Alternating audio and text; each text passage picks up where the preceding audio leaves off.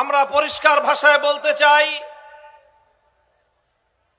আমরা বিগত ফ্যাসিবাদী আমলে বাংলাদেশের মানুষের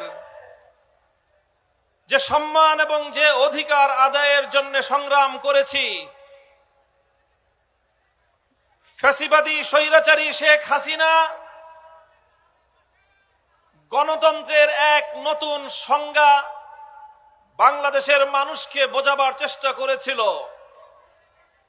মানুষের ভোটের অধিকার কেড়ে নিয়ে কখনো বিনা ভোটের সরকার, কখনো রাতের ভোটের সরকার, কখনো আমি আর ডামি নির্বাচনের সরকার গঠন করে শেখ হাসিনা বলতো উন্নয়নের গণতন্ত্র।